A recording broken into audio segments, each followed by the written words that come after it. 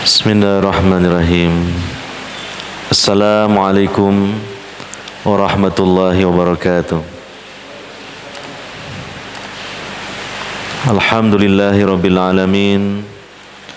Wassalatu wassalamu ala nabina Muhammadin wa ala alihi wa ashabihi ajmain wa man tabi'ahum bi ihsanin ila yaumiddin, amma ba'd. Hadirin wal hadirat, para bapak, para ibu, saudara-saudari sekalian yang semoga senantiasa mendapatkan rahmat Allah Subhanahu wa ta'ala. Pada kesempatan kali ini, alhamdulillah dengan rahmatnya kita bisa hadir di masjid dan sekaligus di majlis ilmu ini. Meskipun di luar hujan cukup deras, kita meyakini itu adalah bagian dari rahmat Allah Subhanahu wa ta'ala.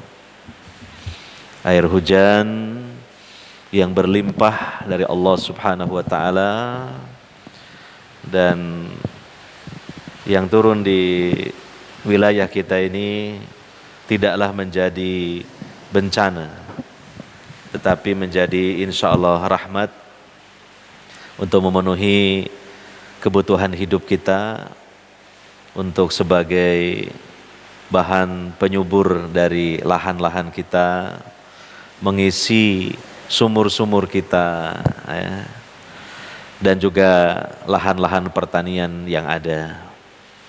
Ini sekali lagi rahmat dari Allah Subhanahu wa ta'ala yang seyogianya kita syukuri. Dan turunnya hujan berkaitan dengan kegiatan-kegiatan kita yang sifatnya positif, yang sifatnya ibadah kepada Allah Subhanahu wa ta'ala.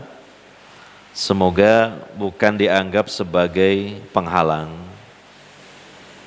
tetapi justru sebagai sebab dibesarkannya nilai pahala. Nabi SAW mengatakan dalam hadis, inna idhamal jaza ma'a idhamil bala. Sesungguhnya besarnya balasan, ganjaran, seiring dengan besarnya hambatan ataupun bala. Nah, semoga demikian, ya, justru akan menjadi sebab dibesarkannya pahala yang Allah janjikan bagi siapa yang melaksanakan ibadah kepada Allah Subhanahu wa ta'ala, sementara mungkin ada kendala turunnya hujan ini. Hadirin wal hadirat yang dimuliakan oleh Allah Subhanahu wa ta'ala,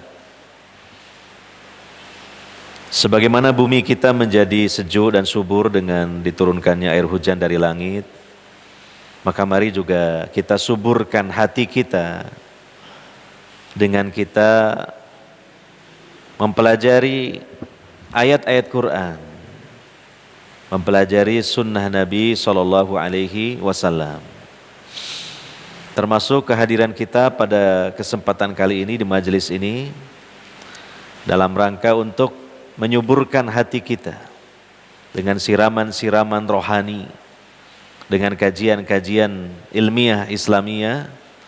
Terutama pada kesempatan kali ini kita akan membahas kitab Al-Firqah An-Najiyah, masih berkaitan dengan masalah yang penting, yaitu masalah tauhidullah. Masih melanjutkan di bawah judul Mauqif al-ulama minat tauhid, sikap para alim ulama, sikap para cendekiawan muslim terhadap tauhid, ya. Sudah kita baca golongan yang pertama, ini golongan yang terbaik. Mereka memahami tauhid, memahami pentingnya tauhid, memahami macam-macam tauhid, mengenal kesyirikan, dan juga macam-macamnya. Kemudian mereka apa? Menjelaskan kepada umat ya tentang keagungan dan pentingnya tauhid serta tentang bahayanya kesyirikan. Ya, yang menjadi dalil bagi mereka adalah Al-Qur'an dan sunnah Nabi sallallahu alaihi wasallam yang sahihah. Dan dalam perjuangan mereka menjelaskan, mencerahkan kepada umat melalui tauhid ini, mereka juga bersabar di dalam menjalankannya. Karena tentu ada aral rintangan yang menghadang, tetapi mereka hadapi dengan penuh kesabaran. Ini golongan yang pertama. Golongan yang kedua, dari kalangan para ulama ini ada yang meninggalkan tauhid ya. Atau lebih mendahulukan materi-materi yang lain daripada tauhid untuk disampaikan dan diperjuangkan. Nah, ini adalah satu upaya yang keliru ya.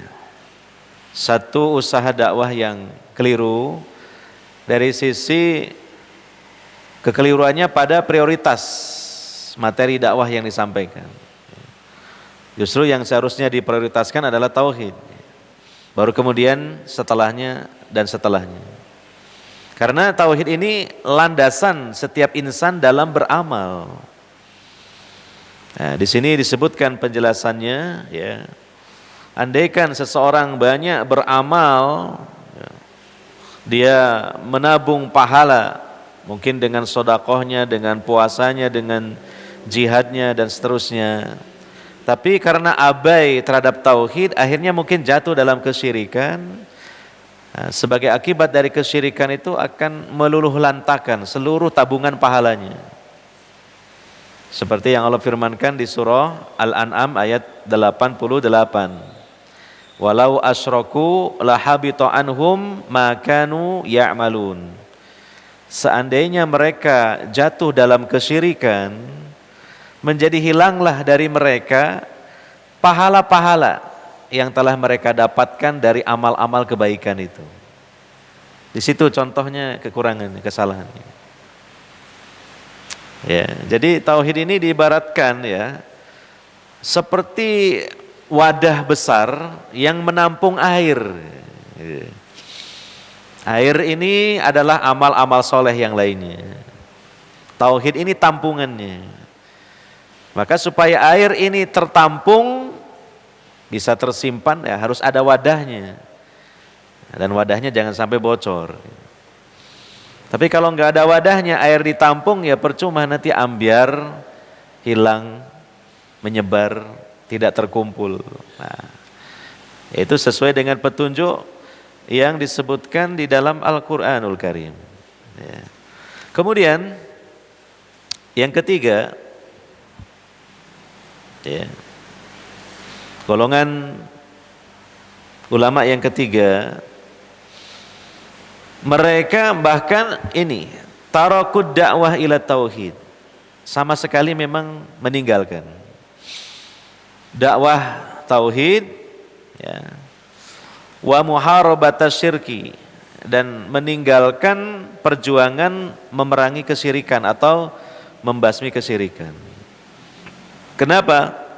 Khaufan min muhajamatin nas lahum, karena takut nanti akan dimusuhi oleh manusia. Takutnya kepada manusia. Au khaufan ala wadhaifihim wa marakizihim, atau takut kalau kehilangan kedudukan, ya, dan juga mungkin pekerjaan-pekerjaan mereka. Ya, jadi mereka takut nanti kalau menyampaikan tauhid, mengkritik tentang bahaya dari kesyirikan, nanti banyak orang tidak suka, memusuhi, akhirnya digoyang kedudukannya, bahkan bisa dilengserkan dari kedudukannya. Pekerjaannya mungkin hilang, bisa jadi gitu kan. Karena ya sebagian manusia yang telah mempekerjakannya itu meninggalkannya gitu. Nah, karena takut akan hal-hal ini, mereka meninggalkan dakwah tauhid. Nah, fakatamul ilma, lantas mereka menyembunyikan ilmu. Alladzi amarahumullahu bitablighihi linnas, yang mana ilmu ini kan Allah perintahkan untuk mereka agar disampaikannya kepada manusia. Ya. Ini konsekuensi orang yang memiliki ilmu agama Islam ada dua. Pertama, diamalkan, yang kedua didakwahkan, disampaikan. Siapa yang punya ilmu agama tidak diamalkan, ya berdosa.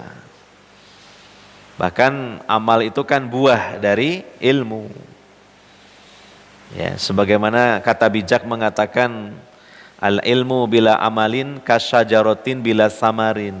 Ilmu tanpa diamalkan bagaikan pohon tanpa berbuah. Gitu. Nah, demikian juga ilmu diamalkan, tapi ada lagi tugas yang ketiga, yang terakhir, didakwahkan, disampaikan. Nah, kalau tidak disampaikan, ini juga masih terkena pasal pelanggaran juga. Nah, seperti yang disebutkan misalnya di dalam Al-Quran, itu ayat yang menyebutkan pasal larangan menyembunyikan ilmu, jadi wajib disampaikan. Yaitu di dalam surah Al-Baqarah ayat 159. Innal ladzina yaktumuna ma anzalna minal bayyinati wal huda mim ba'di ma bayyanahu lin-nasi fil kitab ulaika yal'anuhumullahu wa yal'anuhumul la'inun. Sesungguhnya orang-orang yang menyembunyikan apa yang telah kami turunkan berupa penjelasan-penjelasan dan petunjuk setelah kami menjelaskannya kepada manusia di dalam kitab, mereka itu mendapatkan laknat Allah dan juga laknat makhluk-makhluk Allah yang bisa melaknat.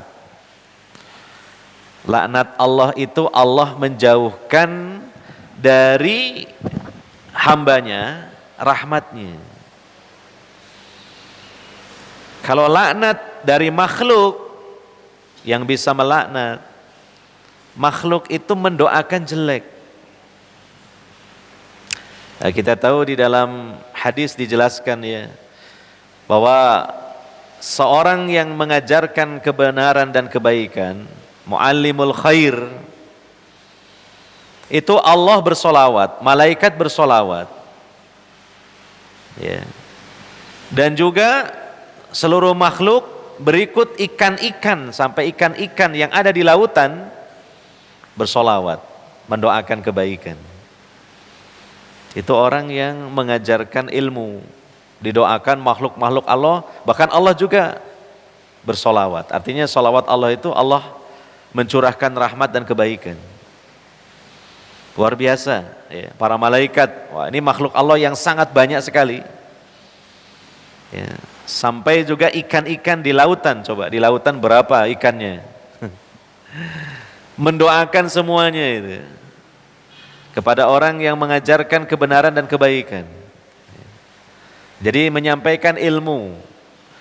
Nah, tapi sebaliknya yang menyembunyikan ilmu tidak disampaikan, nah itu malah sebaliknya mendapatkan laknat Allah dan laknat dari makhluk-makhluk Allah yang mampu melaknat gitu.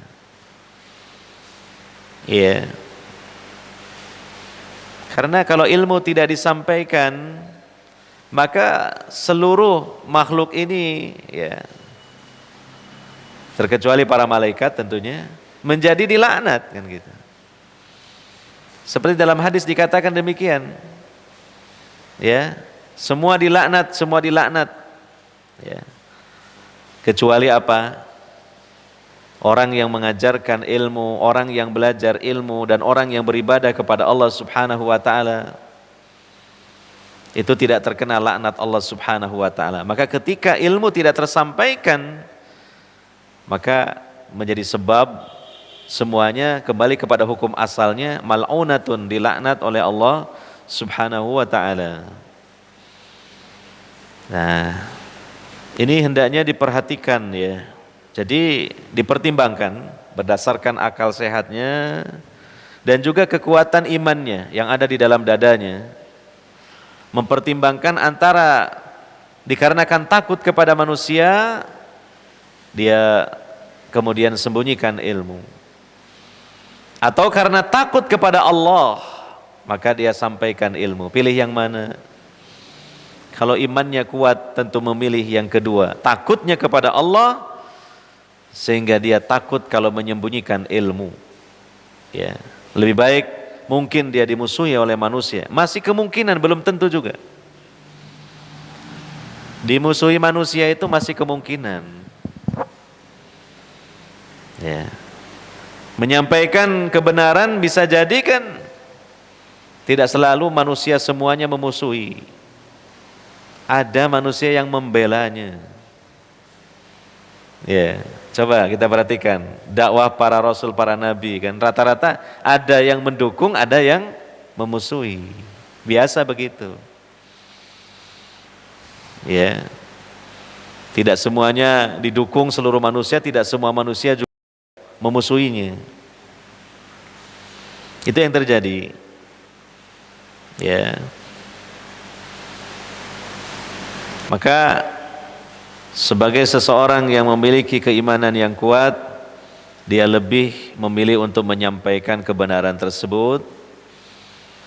Justru dia berharap dengan ya gangguan-gangguan, cobaan-cobaan yang ditimpakan dari orang-orang yang memusuhinya itu, di situ terdapat banyak kebaikan.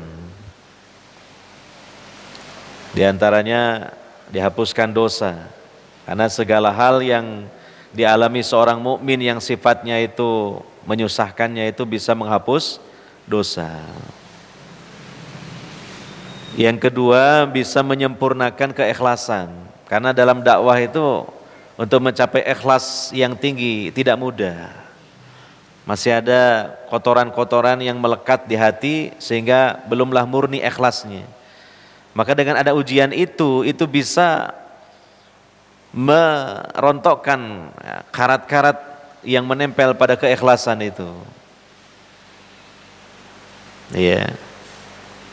Dan juga dengan adanya yang memusuhi, maka dia tidaklah menjadi orang yang sombong dan membanggakan diri. Karena apa? Toh tidak semua mendukung dia. Orang itu kan biasanya dia akan terdorong untuk sombong atau mungkin bangga diri karena orang-orang mendukungnya, karena semua orang mendukungnya. Nah, maka dengan adanya yang tidak mendukungnya itu bisa jadi menjadi sebab kebaikan juga. Ya.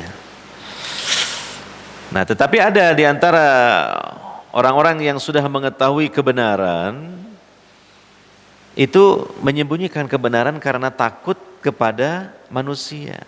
Takut kalau nanti tidak ditokohkan lagi gitu. Kalau tidak dianggap sebagai pemuka atau pemimpin. Iya, ini berarti dia lebih mengedepankan urusan dunia daripada akhirat. Ya, kenikmatan dunia yang sementara dan semu ketimbang kenikmatan di akhirat. Kalau dia mengedepankan akhirat, maka dia tidak peduli dengan resiko-resiko yang dia dapatkan di dunia ini.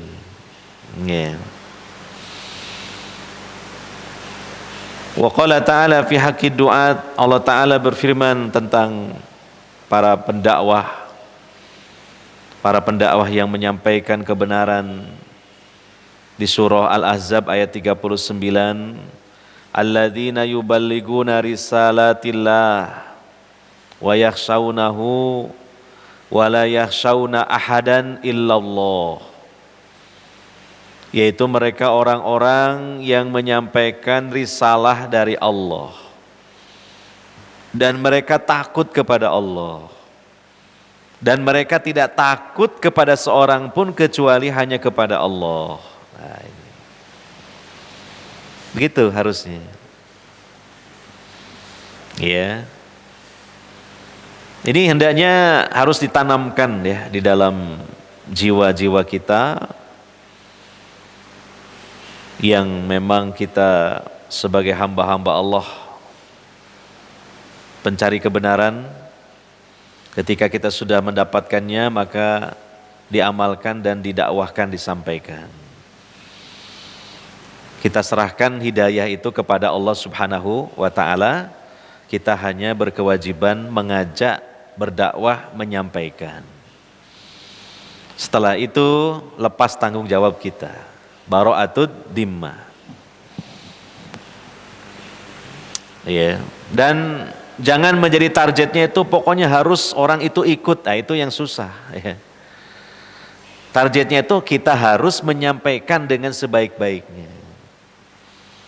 Dengan ikhtiar yang keras. Kan sudah ada contohnya. Seorang nabi di akhirat tidak ada pengikut sama sekali. Nabi. Kalau nabinya itu mungkin punya istri. Loh, istrinya juga nggak ikut suaminya sebagai nabi.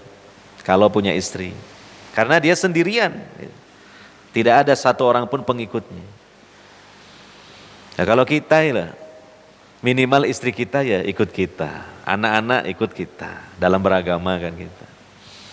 Belum lagi yang lainnya. Jadi jangan menjadi target utama cari pengikut, tapi sampaikan saja kebenaran. Khawatirnya kalau yang target utama cari pengikut, ketika tidak ada yang mengikuti, akhirnya berhenti dakwah, berkecil hati untuk berdakwah akhirnya. Iya. Di dalam hadis sahih riwayat Ahmad, Nabi bersabda, "Man katama ilman aljamahullahu bilijamin min narin." Siapa yang menyembunyikan ilmu, Allah akan kekang dia dengan tali kekang dari bahannya itu apa? Api neraka. Gitu. Orang yang menyembunyikan ilmu kan mengekang ilmunya. Maka balasannya apa? Allah kekang dia. Allah ikat dia di neraka dengan tali dari neraka. Gitu. Jadi ini sebuah ancaman yang keras ini gitu ya. Ya, maka kita sekali lagi berlatih ya untuk suka menyampaikan lah. Di mana saja kita berada, kepada siapa saja, terutama orang-orang yang dekat dengan kita, sampaikan ilmu, sampaikan kebenaran. Kata orang Jawa itu senang ajak-ajak gitu lah, ajak-ajak. Nah, ini paling tidak kan kita sudah menggugurkan kewajiban untuk menyampaikan ilmu, jangan sampai menyembunyikan ilmu. Ya.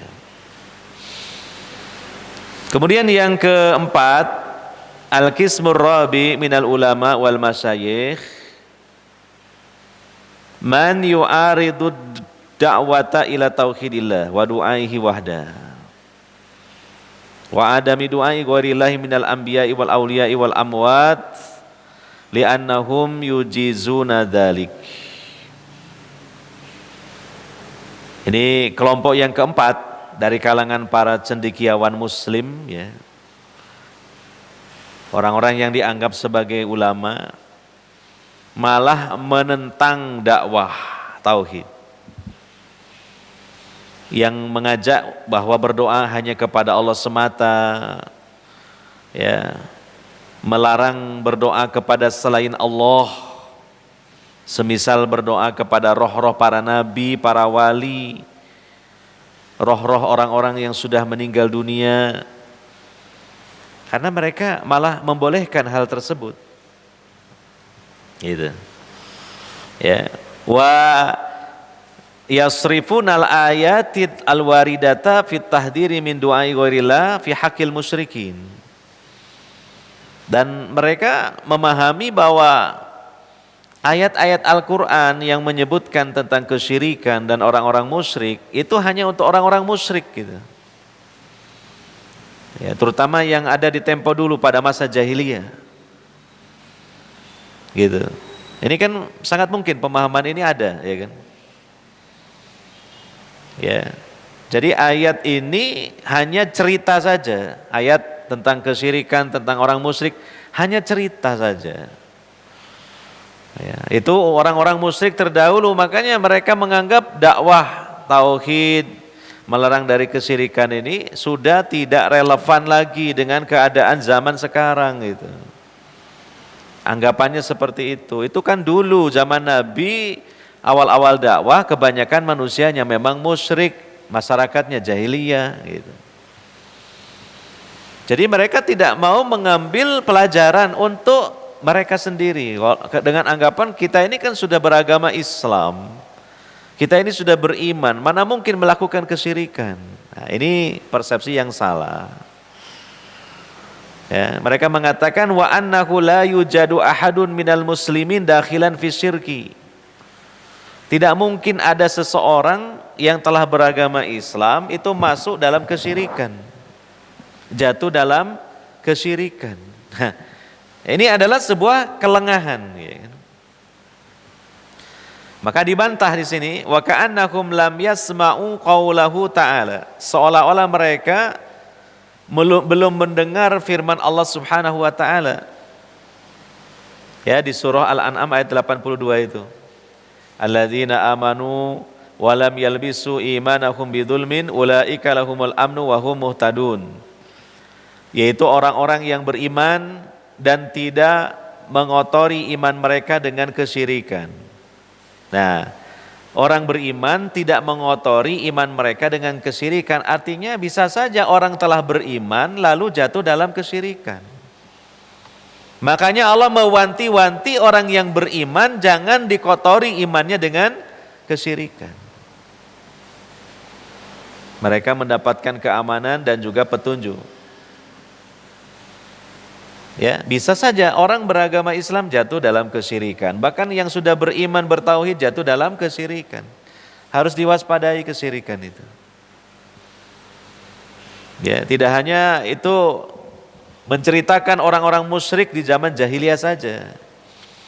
Tapi orang-orang yang sudah beriman bertauhid jangan kembali lagi mengikuti jejaknya orang-orang musyrik gitu. Iya.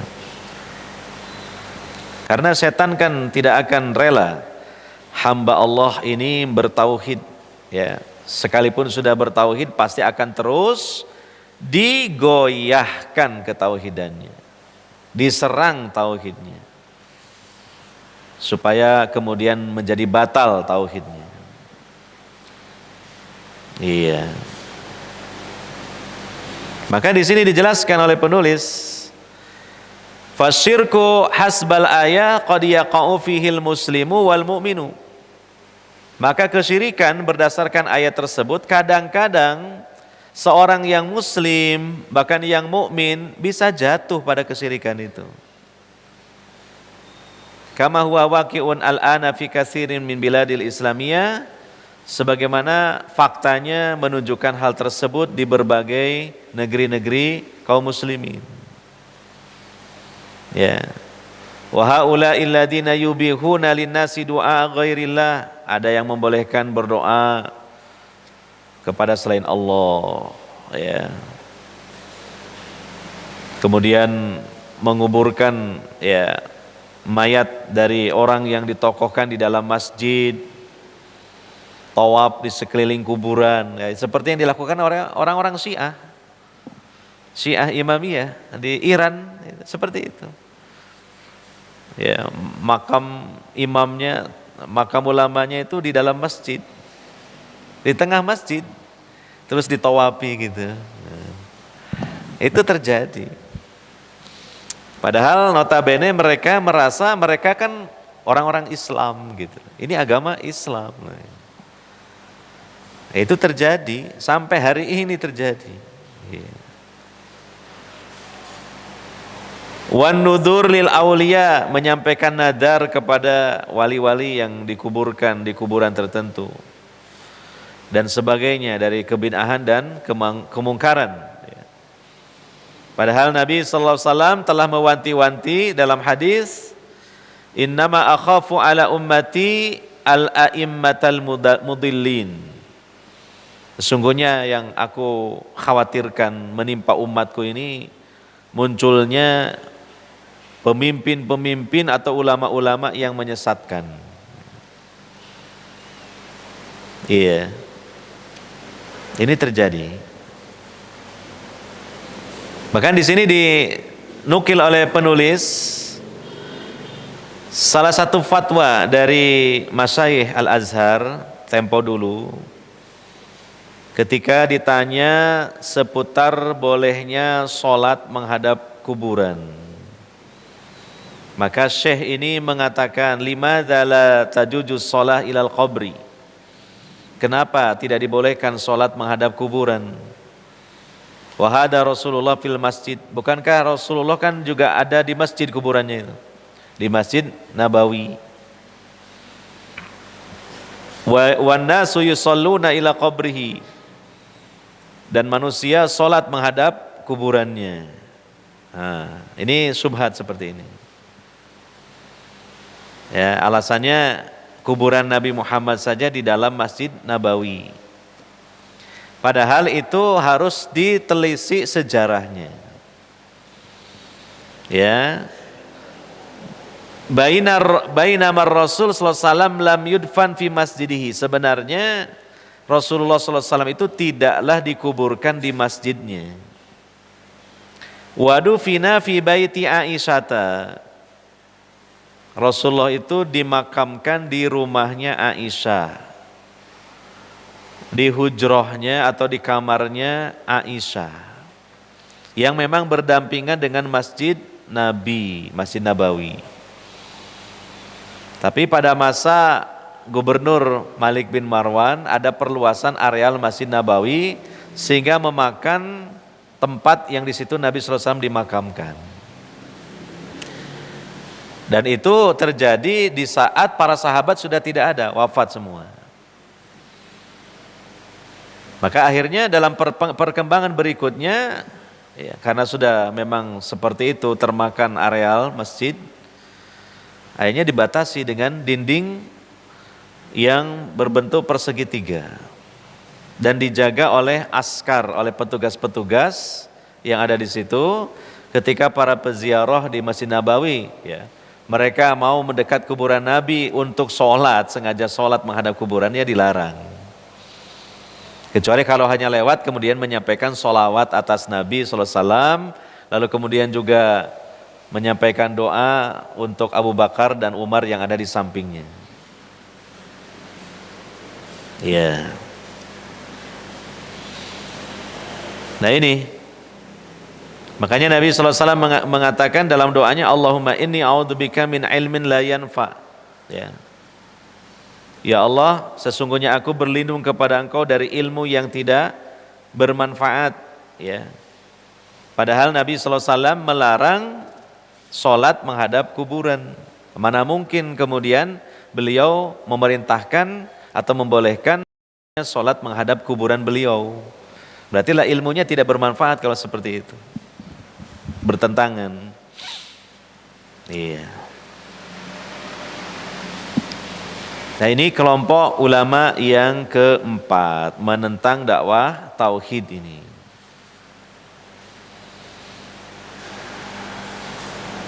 Kemudian yang kelima, golongan yang kelima, ini dari kalangan masyarakat secara umum. An-nasu alladzina akhadu bi kalami masyayikhihim wa ata'uhum fi maksiatillah. Ya.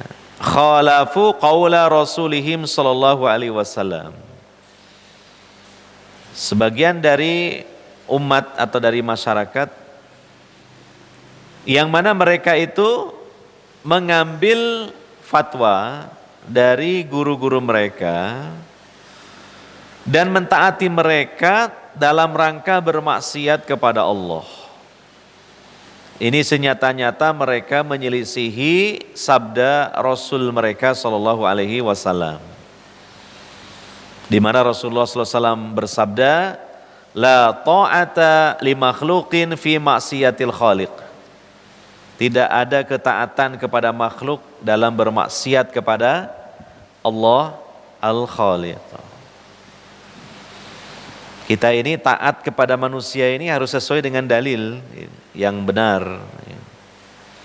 Kepada ulil amri, ya, itu taat, itu pun dalam perkara yang ma'ruf. Ya, ulil amri di sini ya, pemimpin politik, pemimpin pemerintahan, dan juga pemimpin agama, yaitu para ulama. Nah, ketaatan kepada mereka itu tidak mutlak. Kalau sejalan dengan perintah Allah dan Rasulnya, aturan Allah dan Rasulnya, maka taati. Kalau tidak, tidak boleh ditaati. Ini prinsip dalam beragama Islam. Kalau taat kepada Allah dan Rasulnya, mutlak. Makanya ayatnya kan, ya ayyuhalladzina amanu atiullaha wa atiur rasul. Baru kepada ulil amri itu tidak ada kalimat atiu langsung, wa ulil amri, tidak ada atiu. Kalau kepada Allah dan Rasulnya ada atiullaha wa atiur rasula. Nah, kalau kepada ulil amri tidak ada wa atiu lagi, langsung wa ulil amri minkum. Itu beda memang. Kalau kepada Allah dan Rasulnya mutlak, kalau kepada ulil amri itu muqayyad, artinya ada catatan. Kalau sejalan dengan aturan Allah dan Rasulnya ditaati, kalau tidak, tidak boleh ditaati. Nah, itu pemimpin yang disebutkan dalam Al-Quran. Apalagi kalau yang lain-lain. Seorang tokoh, pemuka, pemimpin yang lain-lain itu tidak ada dalil untuk mentaati. Ya.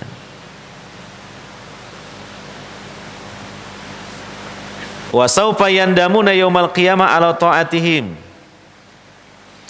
Kelak mereka akan menyesal di hari kiamat dikarenakan taat kepada mereka itu. Haitsu la yanfa'uhumun nadmu, di mana di hari kiamat penyesalan sudah tidak ada gunanya. Tidak ada gunanya penyesalan di akhirat. Kalau masih di dunia penyesalan itu bisa bermanfaat karena itu bagian dari taubat. Kalau menyesal di akhirat, orang Jawa bilang wes kasep. Makanya jangan sampai penyesalan kita dalam kejelekan itu ditunda di akhirat. Segera di dunia, namanya apa? Taubat. Makanya Allah perintahkan taubat itu apa? Bersegera. Keburu nanti pindah alam. Menyesal di alam sana, tidak ada manfaatnya. Gitu.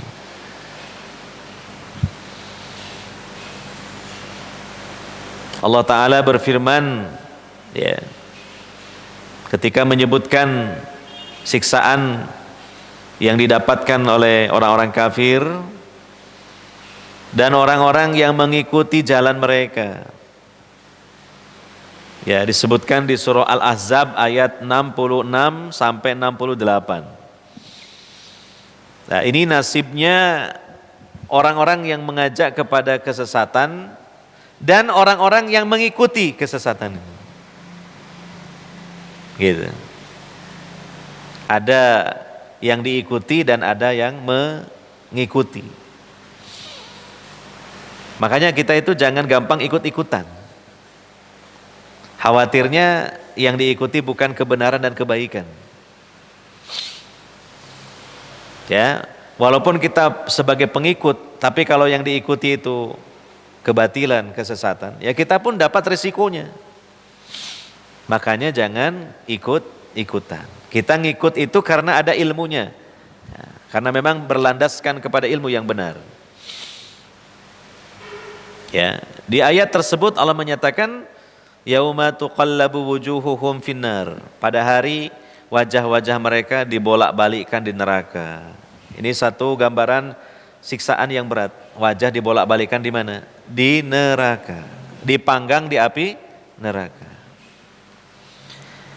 Yaquluna ya laitana ata'na Allah wa ata'na ar-rasula. Mereka mengatakan, duhai celaka kami, andaikan kami dulu itu mentaati Allah dan mentaati Rasul.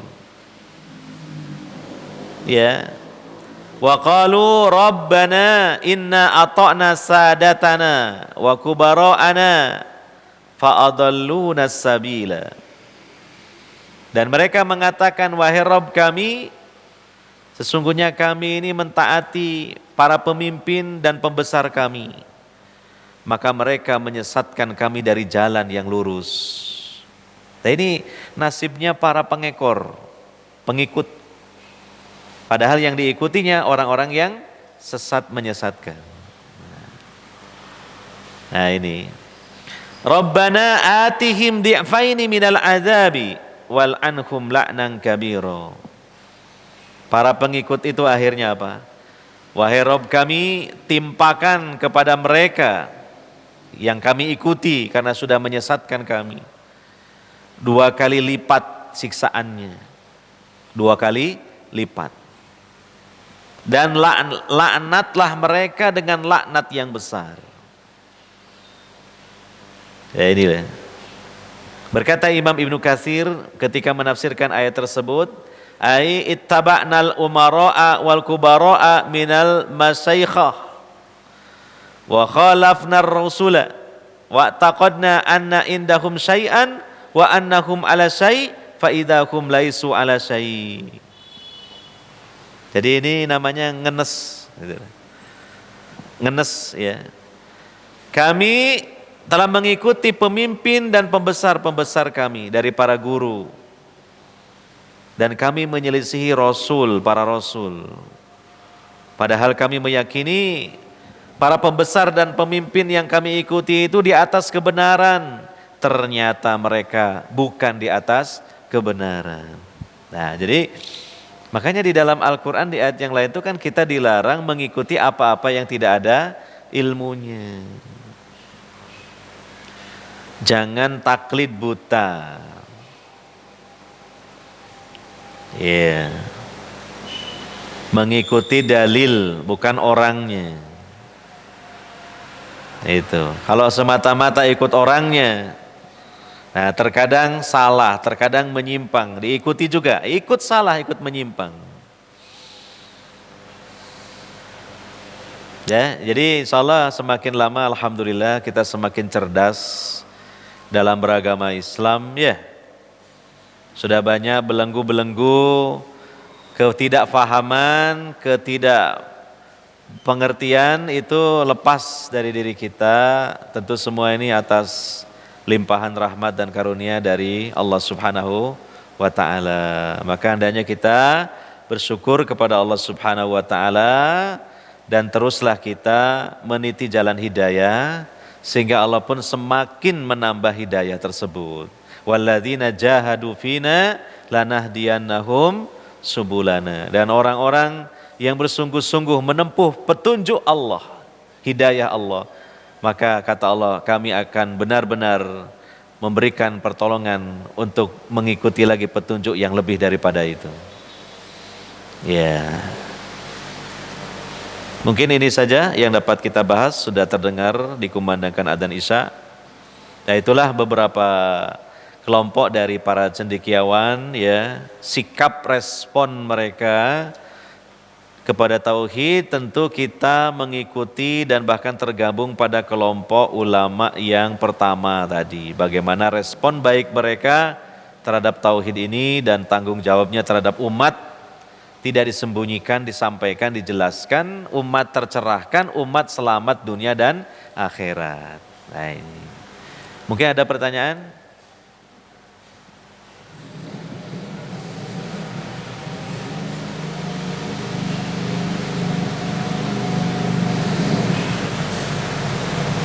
Ada SMS. Oh ya. Ya, kalau tidak ada kita akhiri sampai di sini. Semoga dapat pahala dari ikut pengajian sebagai satu ibadah tholabul ilmi. ditambah iman, ditambah keberkahan hidup oleh Allah Subhanahu wa taala. Subhanakallahumma wa bihamdika asyhadu an la ilaha illa anta astaghfiruka wa atubu ilaik. Wassallallahu ala nabiyyina Muhammadin wa ala alihi wa sahbihi ajmain. Wassalamualaikum warahmatullahi wabarakatuh.